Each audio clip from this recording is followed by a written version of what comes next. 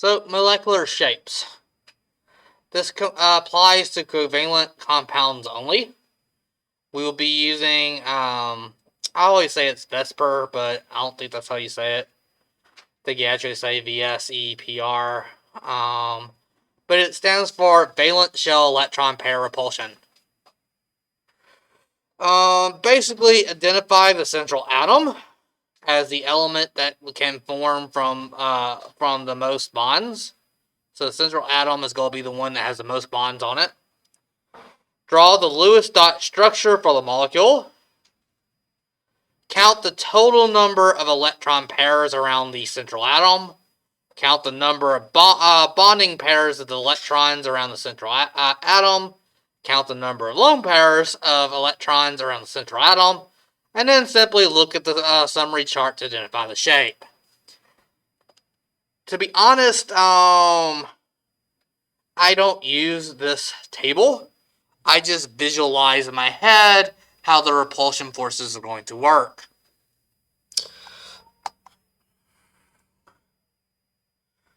But I've given you a table nonetheless. Remember, there's going to be exceptions to the octet rule. So I haven't covered all of them. Beryllium has 2 valence, but it's somewhat full when it gets to 4. So beryllium is full when it's a half shell. Aluminum is full when it has 6. And boron is full when it's has 6 also.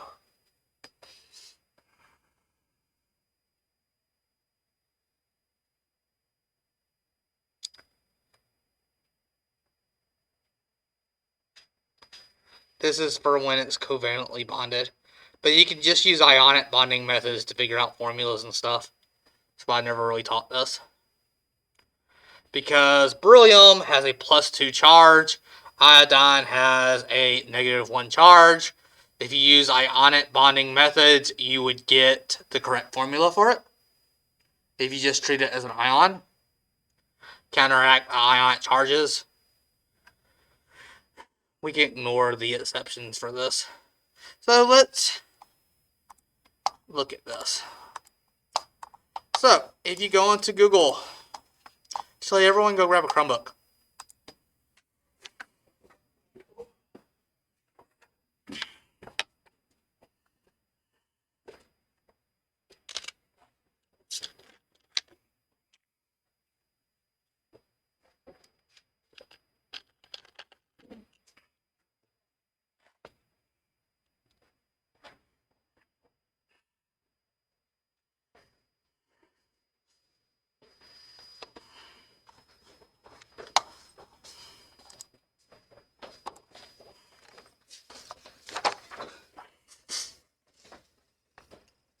Search PHT molecular shapes. Should be the first link. I probably misspelled molecular shapes. Google will correct for it.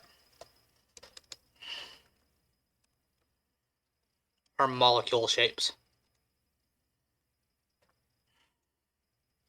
And the very first result, click on it.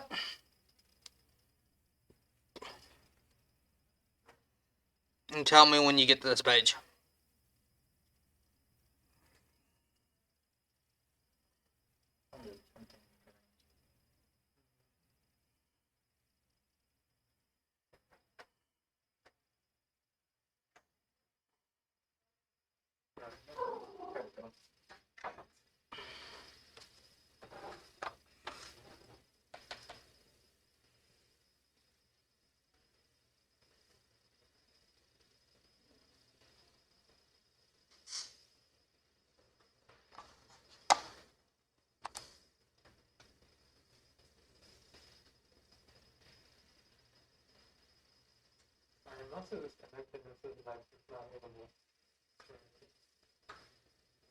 Let me reset the internet.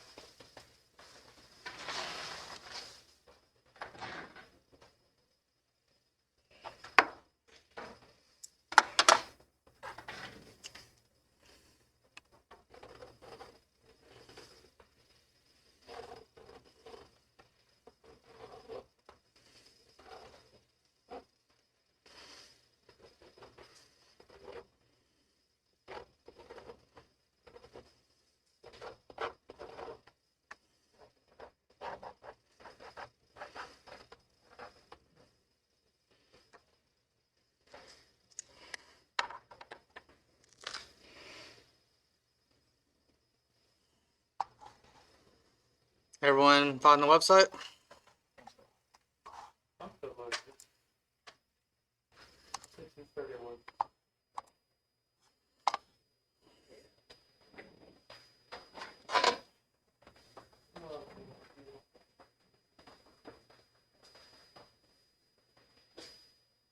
I just Google PhD molecule shape. And will be the first link.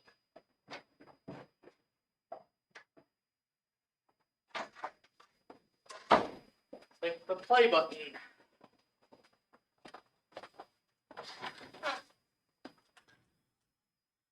And I'll give you two options. We'll, for right now, look at the model instead of real element so we can play around. So choose model. So we have a central atom that is bonded with two atoms. What would happen if we add an electric pair? So this is an electron pair. Or I should say, what would happen if I add a whole nother molecule? What are the molecules going to want to do? They're going to want to try to get as far away as possible. They want to get as far away. Remember that all these molecules are surrounded by electrons. Electrons repel each other. Atoms don't want to get that close to each other unless they're bonded. Since these two outer elements are not bonded, their electrons are going to repel each other. So, how many degrees are in a circle? And what is the maximum distance these two can get away from each other? 120, 1/3 of 360. So this is the maximum distance they can get away from each other. If this was 121 degrees, well, then this side would be 119, right? So it'd be kind of closer to this one. So if this were to move anywhere closer up, it'll get closer to this one, but I'm farther away from this one. So the maximum distance it can get farther away from both of these outer atoms is 120 degree angles. What shape does this look like? Do y'all know what the word planar means? Flat. So if I move this to the side, it exists on a plane. So I'd say this molecule has a planar shape. And how many atoms around the central atom? 3. So I'd use Greek, tri. So I say this is trigonal. It makes a trigon or a triangle. This is trigonal, meaning it has a 3 shape, and it's planar. So the molecular geometry of this is trigonal planar. Now, let's say, without doing it, what would happen if I add another atom? So, again, we want to make them as far away as possible. So by adding another one here, we're going to try to make these as far away as possible. And if you do some math, it would turn out to be 109. You have to think in 3 dimensions. And so we end up getting this shape here. You see that the bottom ones were pushed down. So if I flatten it out like this, see that they are pushed down to get farther away from this one, but they can't get closer to each other. So this is the shape where the atoms are as far away as possible from each other. And this is, so we now have 4, so we're going to use tetra. And this will be, now that it's not gon shaped, it's hedral shaped, meaning 3 dimensions. It's no longer planar. This would be tetrahedral. What would happen if I add another one? Turn off the name. Add another one. Well, we can see in the middle area, these 3 make a trigonal pyramidal shape, or trigonal planar shape, with 2 sticking out from it like this. So these are at 90 degrees from each other, while these are 120 degrees from each other. What shape does this look like? It's called trigonal bipyramidal. Does everyone see where the name comes from? If we connect this base, so a pyramid has a flat base. This is a flat base. It's a triangle, trigonal, meaning related to a triangle. It has a flat base, and it connects. You can draw a pyramid off of it. So it looks like it has a pyramid. But there's a second one down here, so we say bipyramidal because it looks like it has two pyramids. And if we add another one, this has a specific name. It's a octahedral. It has 8 around it. If any of y'all play D&D or play with dice, it's the names of the regular polygons have special names. This is octahedral. It's your normal 8-sided dice. In case y'all have never seen octahedral. And I want to put up dice. Yes. It's this standard shape. If you were to imagine that you were to connect the lines and shade the area, it forms an octahedral shape. So let's go back and let's look at the case where we have just 2 bonded to it. So this is known as linear. It's in a straight line. It makes sense. If you put 2 atoms on a central atom, we're going to try to get it the farthest way. The only way is to make a 180-degree angle. What would happen if I put an electron pair? The electron pair acts just as a normal bond with an atom. They're going to be grouped together and move on. So this is identical to this. It makes this triangle pattern. This makes this triangle pattern. Everyone see that they're identical?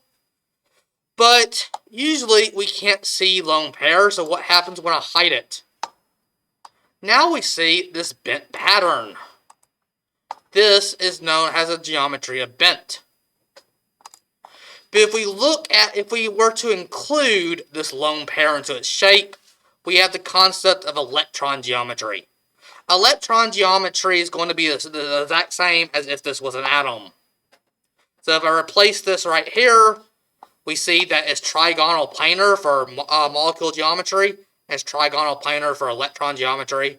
If I replace that with a lone pair, it's still trigonal planar. Does everyone get? It's kind of difficult for me to put in words, but everyone gets that if you replace this with an atom, the electron geometry is just a central atom with 3 things off of it. That 3 things could be an atom or a lone pair. It doesn't matter. You treat it as if everything was atoms.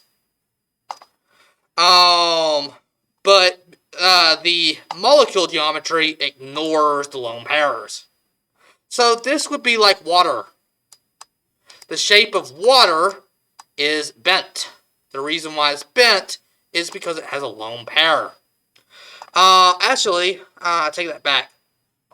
How many lone pairs does water have?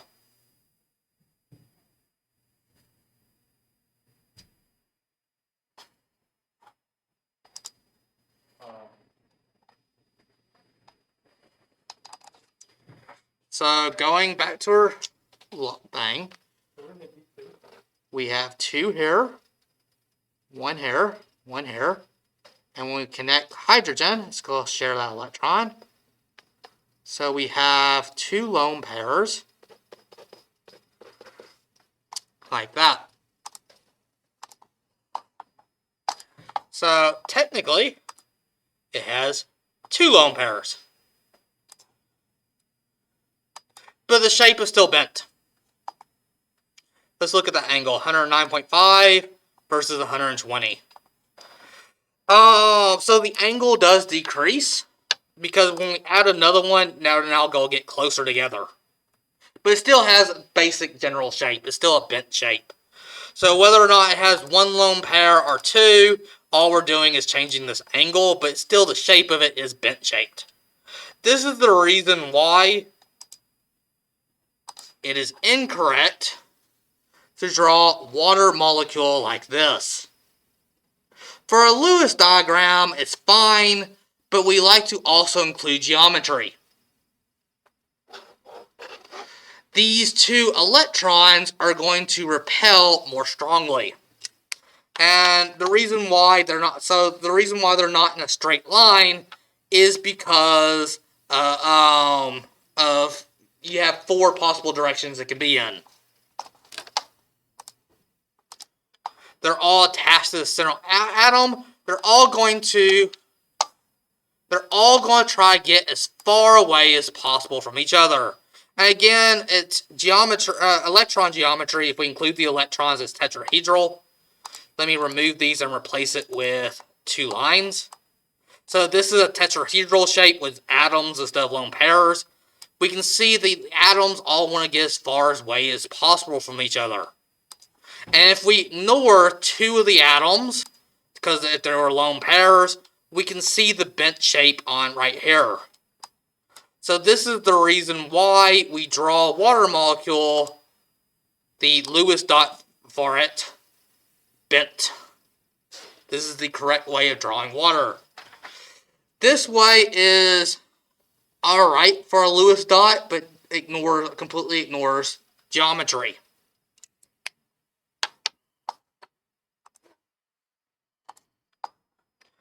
I want to go back real quick. Y'all don't have to. I just want to show y'all the difference between a real molecule and the model. So here's the model. We see theoretically the maximum distance from all the objects attached to the central atom is 109.5. What do you think the angle? Do you think the angle is going to change? And if it does change, how do you think it's going to change versus the real molecule? And why?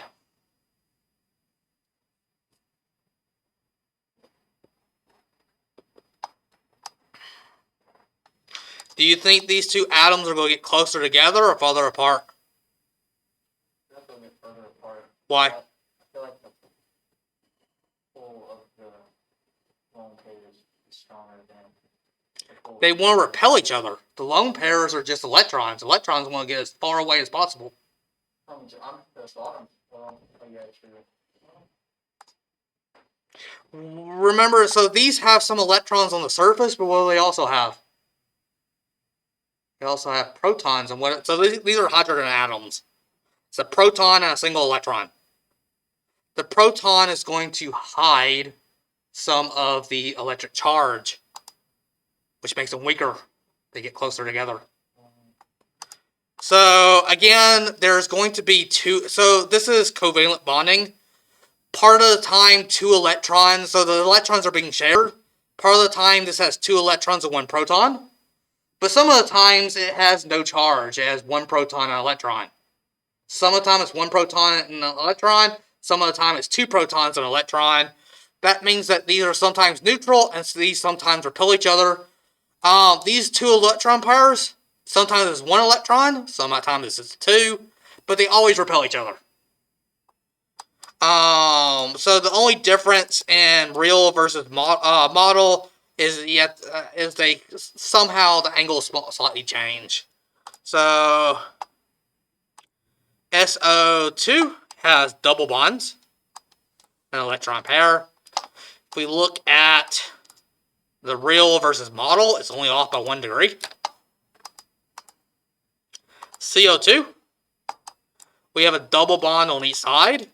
So there is no lone pairs. So these atoms are going to want to get as far away as possible.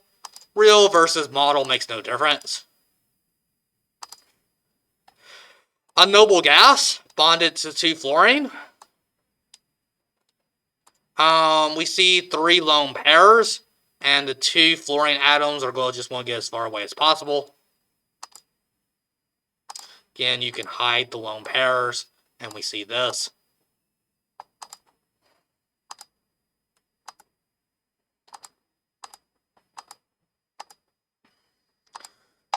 Here we have beryllium fluoride or trifluoride.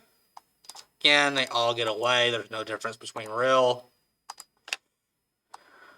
Here's an odd one. This is called chlorine trifluoride. 1 chlorine with 3. The lone pairs, again, they're all going to try to get as far away as possible. If we look at real versus model, we can see that it looks more bent, these atoms get closer together. The electrons repel stronger than these repelling each other. This shape is called T-shaped because it looks like a T when you ignore the lone pair. If you include the electrons as if they were atoms, it's trigonal bipyramidal.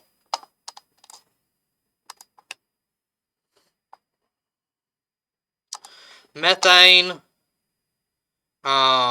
it looks like a trigon trigon pyramidal. There's no bi. And real, they just get closer to each other.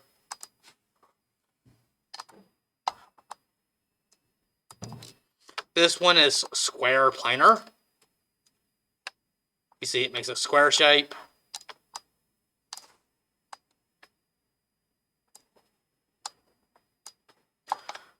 When you ignore the lone pairs.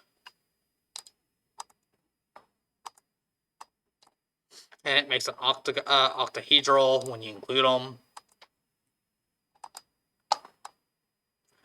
Here we have a square pyramidal.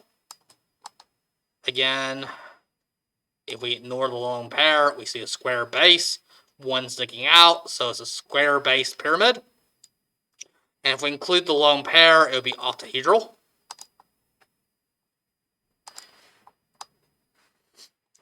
This one, we look at it, triangle base. Here's a pyramid off of it. Here's a pyramid on it. So this would be trigonal, bipyramidal. Then here, another name for octahedral. What would be another acceptable name for octahedral?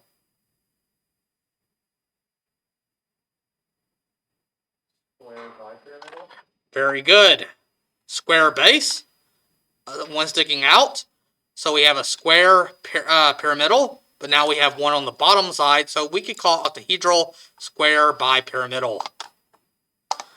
Actually, I am curious which one your notes actually tell you to use.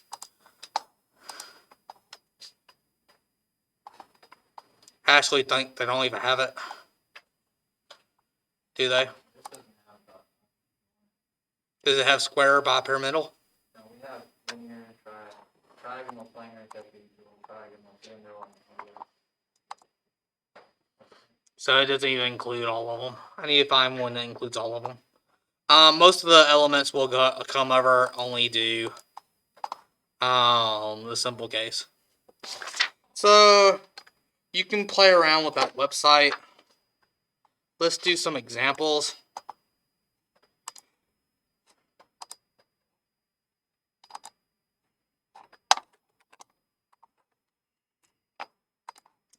So you can either imagine it in your mind what it is, but there is a nice little formula to use.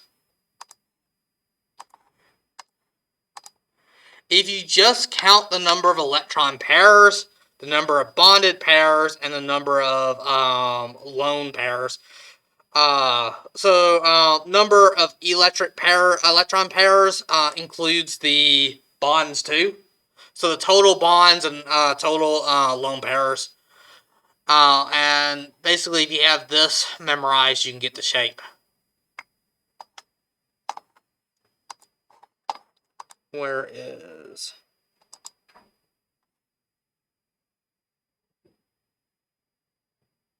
Oh, there's shape started.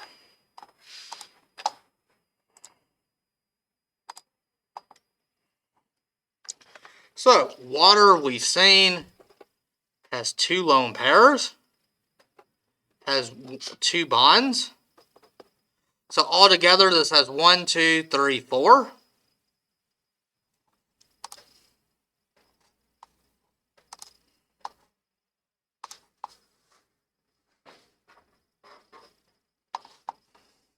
So this has 4 total pairs. This has 2 bonded pairs. And 2 lone pairs attached to the central atom. If we look at our chart, 4, 2, and 2 tells us our shape is angular or bent. These are both are 2 acceptable names. I call it bent usually, but angular is another acceptable name.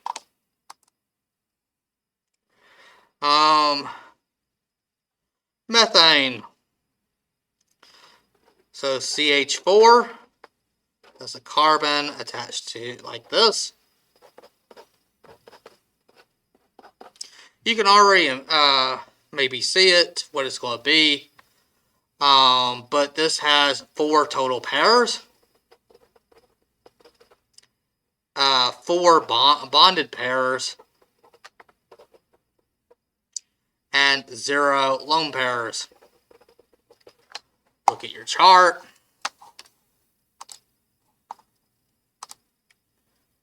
440 is tetrahedral.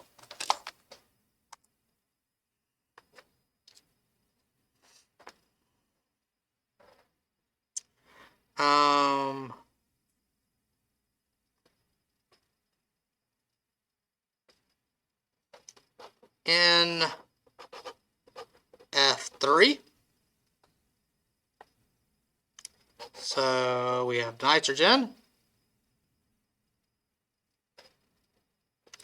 I'm going to go put fluorine next to it. That has 7.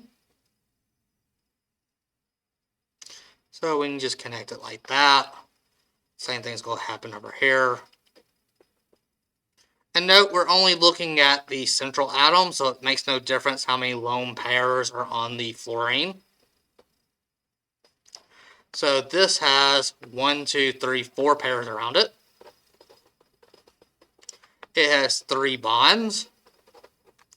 And it has 1 lone pair. So here's the 1 lone pair, and here are the 3 bonds. So its shape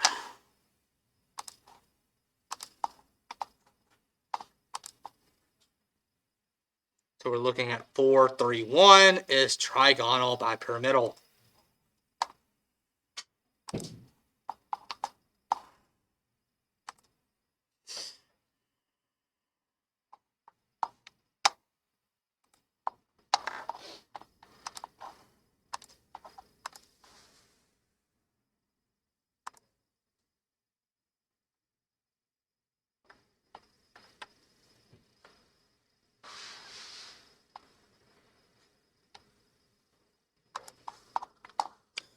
I need to probably get y'all a better copy of this, because it doesn't have anything past 4.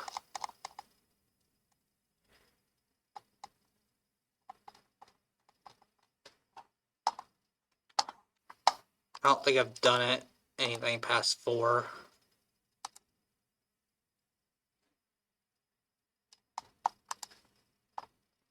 I don't wonder why. Because I'm looking at this. This would have 5 pairs around it.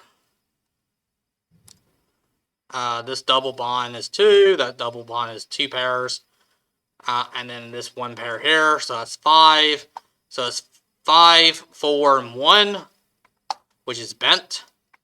I think what I taught last year is you can count a double bond as a single thing, which would mean this is 1, 2, 3, and then 3, 2, and 1. 3, 2, 1 is not included. Yeah, I need to expand on that so you can get things like this.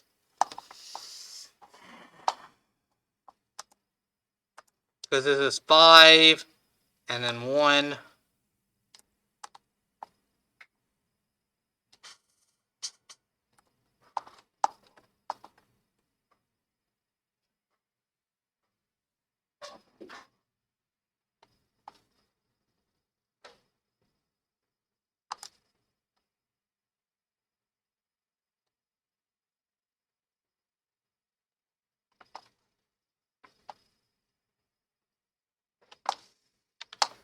It doesn't even have the simple case of 1 bond here, 1 bond there and there.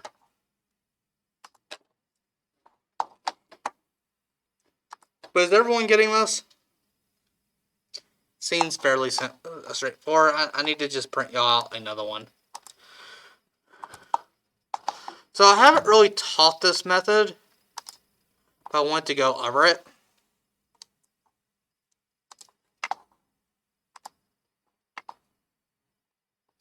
I started to explain it last year. It's called the NAS method. N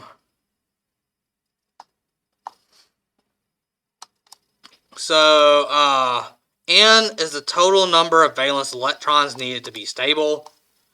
A is the available. So A stands for available.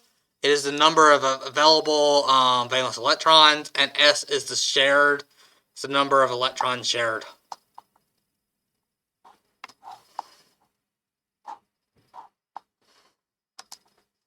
So what was that complicated one we did yesterday?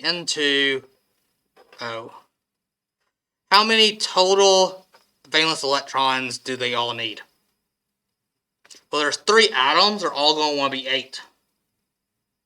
So that means we need 3 times 8. The needed valence electrons is 24 electrons.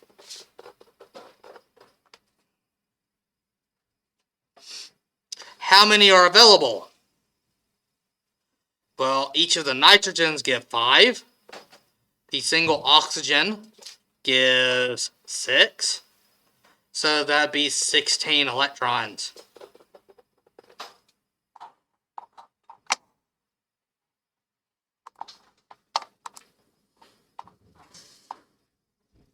And shared is going to be N minus A.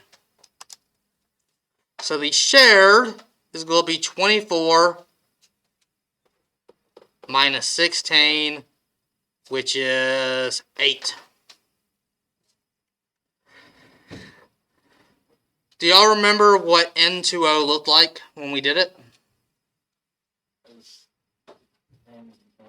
So we had N triple bonded with N with a 1 bond over here. We also had N double bonded O. And we also had this weird case where there's a triple bond on the oxygen. These are the 3 possible solutions. What do they all have in common?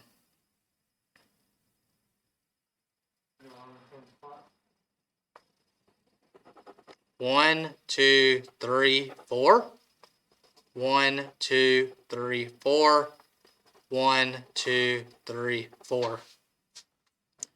What does every line represent? 2 electrons. So if we divide, so we're going to have 8 shared electrons. Or 8 divided by 2 means 4 bonds. This is a nice trick. It's called the NAS method for figuring out how many bonds are going to be in the final thing. So let's look at water. H2O. So how many total valence electrons do we need? Hydrogen needs how many? Or I should say, how many in total will it have? How many does it, how many valence electrons do we need at the end? It's weird because I get what you're meaning by the word need. I meant, what's the total number of electrons, valence electrons at the end? It's looking at, for hydrogen, it'll be 2. So 2 times 2. And for the oxygen, it's 6. So we have, iron is 8. So oxygen needs 8. Each of these 2 hydrogens need 2. So there's 2 times 2 for them. And so we end up with 8 plus 4. We need 12 in total. How many do we actually have available? 1 for each hydrogen, plus 6 for the 1 oxygen. So 8. And how many are we going to end up having shared? 4. So 4 divided by 2 tells us we're going to have exactly 2 bonds. So we're going to have oxygen bonded with hydrogen. And that means there's only going to be 2 bonds. So the rest of the electrons are going to be lone pairs.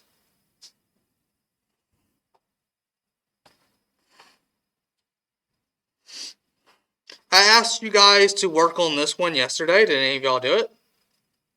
I did not. So P2O5.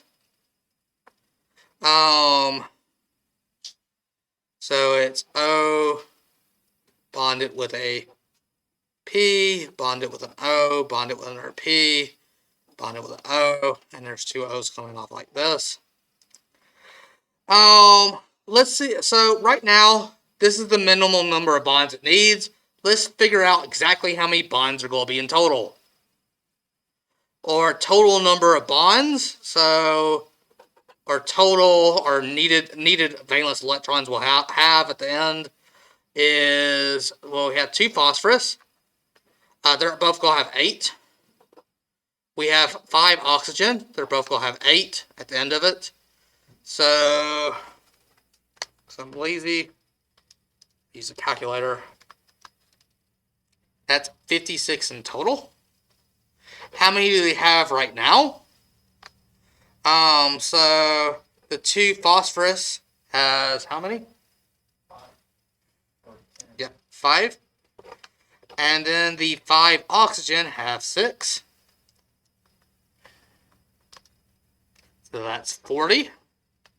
So the total number of shared electrons is going to be 56 minus 40. So that'll be 16. And to figure out how many bonds we'll have, 16 divided by 2, we'll have 8 bonds. So 1, 2, 3, 4, 5, 6. That means to complete this, we only have to add 2 more bonds to this whole problem.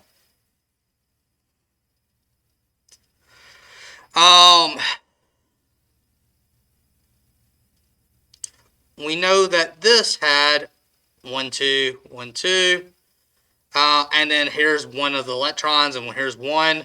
We know, and when they share this octet rule is complete. So we know we can't put a bond here and here. Due to symmetry, I can go ahead and tell you. We're going to have 1 bond over here, and we're going to have 1 bond either here or here. It doesn't matter where we're at.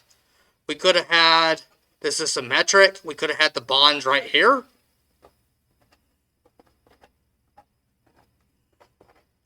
Or we could even have a mix and match.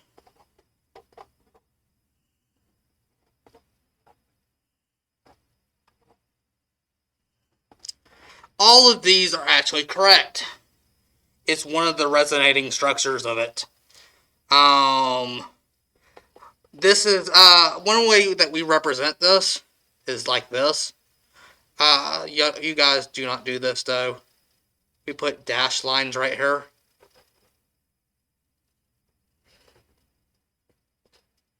Like this.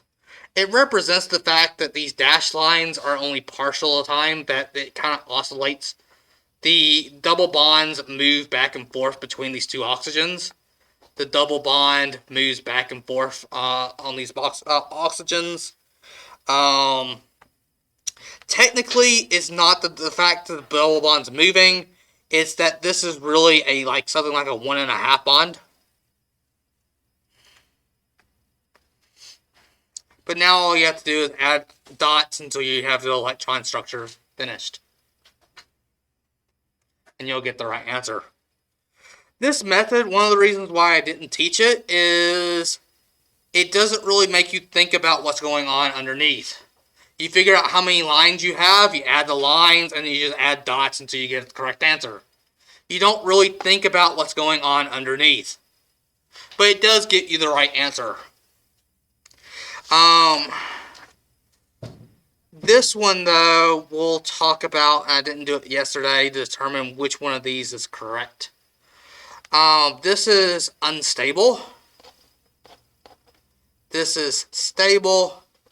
But this is the most stable. There can be some oscillation back and forth between these two. But most of the time, when you see nitrous or dinitrogen monoxide, you see it in this form.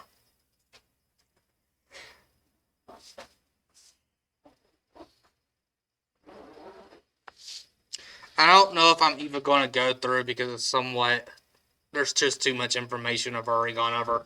There's because you have to know how to do Lewis dots. The whole purpose of this test is Lewis dots and geometry, along with what is polar, nonpolar, and ionic. That's a lot of information already for one test. It's very simple though. You figure out the formal charge. This is going to be a +1. That's going to be a -1. That's going to be a 0. In this situation, we have -1, +1. No, we have a +1 here. And we have a -1 here and a 0.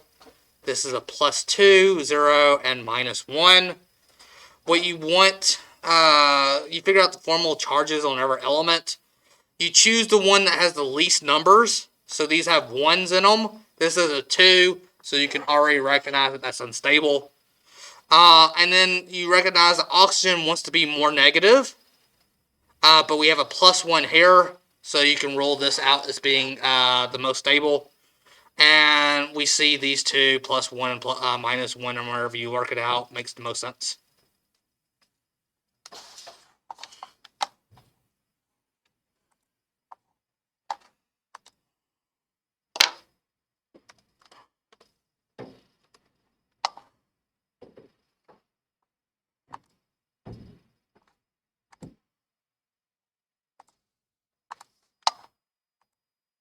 We have 2 minutes, right? 3 minutes, 2.5. Which is perfect.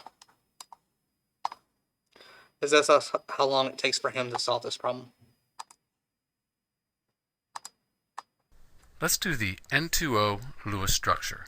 N2O has 16 total valence electrons.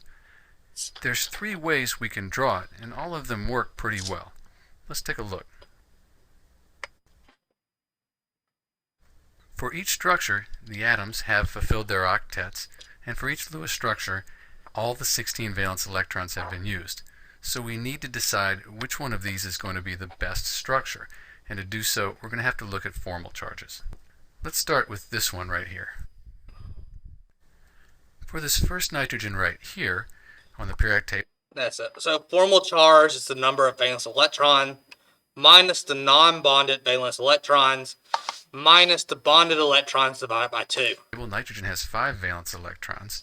Non-bonding, these, 4. And then bonding, we have 2 bonds here, so that's 4 valence electrons we divided by 2. So the total formal charge for this nitrogen right here, it's going to be -1. And then you just go through and do that for every single one. Then you ask yourself. So we're not going to look at this one. We're left with duo the same way. We want to choose the Lewis structure that has the formal charges closest to 0. So when we look at this up here, this -2 + 1, this one's out. So we're not going to look at this one. We're left with these 2 here, which look pretty much the same. We have a +1 and a -1, and a +1 and a -1 here. What we want to do is choose the Lewis structure that has the formal charge, the negative formal charge, on the most electronegative element. So nitrogen is to the left of oxygen, so it's going to want to become more positive, and oxygen is going to want to become more negative when they're reacting with each other. So you'd expect oxygen to be the negative anion and nitrogen to be the positive cation. So this makes the most sense. Oxygen is more electronegative than nitrogen, so we don't want to choose this one here. And here we have that negative charge on oxygen, which is more electronegative. That's going to make this the best Lewis structure. I haven't taught This this in the last 2 years. It's real simple and related, but it's just too much to put on one test.